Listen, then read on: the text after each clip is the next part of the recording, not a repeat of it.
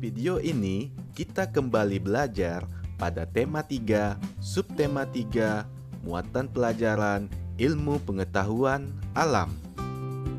Pembelajaran 1, peduli terhadap kelestarian sumber daya alam dan lingkungan.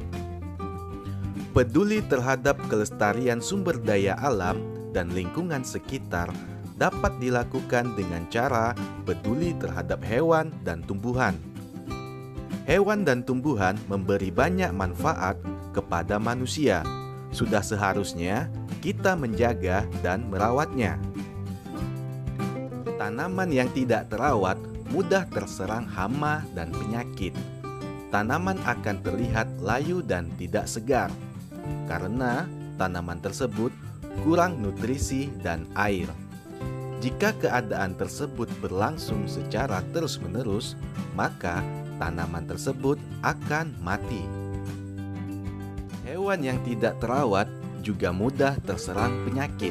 Misalnya, burung merpati yang sakit dapat menularkan penyakit ke makhluk hidup lain.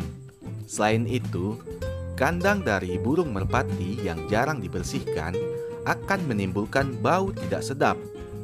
Jika burung merpati didiamkan tanpa perawatan, maka burung tersebut akan mati.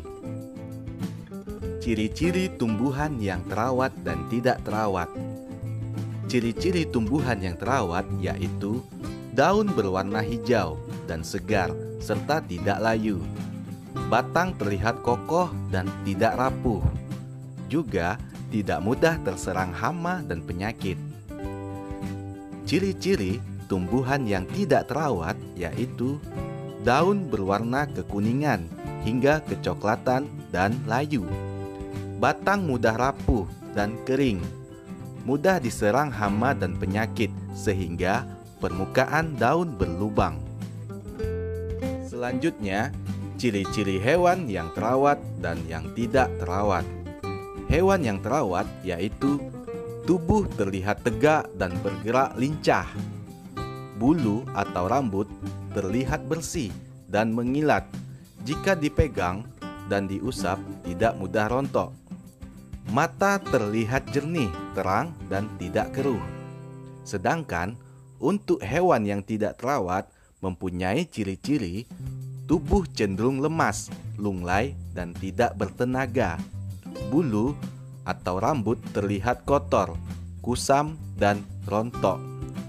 Mata berair atau bernanah sehingga terlihat keruh, bahkan tidak bisa melihat. Berikutnya, kita masuk ke pembelajaran 3. Pentingnya penghijauan sebagai upaya pelestarian sumber daya alam.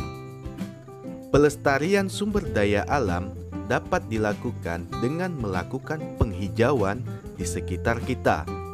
Penghijauan bertujuan untuk menjaga lingkungan dari kerusakan.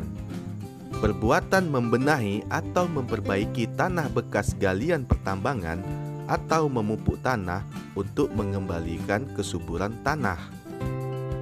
Penghijauan dapat dilakukan dengan memanfaatkan lahan kosong di sekitar kita untuk ditanami dengan tanaman obat. Tanaman obat keluarga adalah tanaman hasil budidaya rumah yang berkhasiat sebagai obat. Tanaman obat keluarga biasanya ditanam di halaman rumah, kebun, atau ladang yang tidak terlalu luas. Manfaat tanaman obat keluarga adalah memenuhi keperluan keluarga akan obat-obatan sederhana dengan mudah dan praktis. Selanjutnya, contoh manfaat tanaman obat. 1. Temulawak.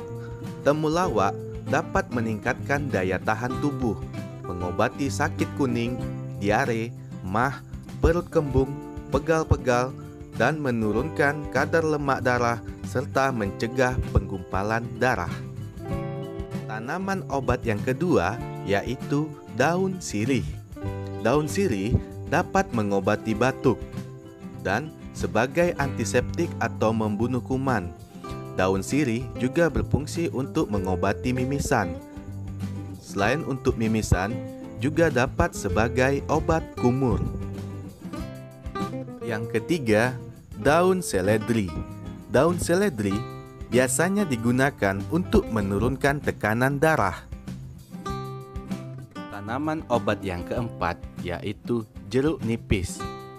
Jeruk nipis dapat mengatasi suara serak, batuk, dan bau badan, menambah nafsu makan, mencegah rambut rontok dan ketombe, serta jeruk nipis juga dapat mengobati flu dan demam. Yang kelima, kunyit.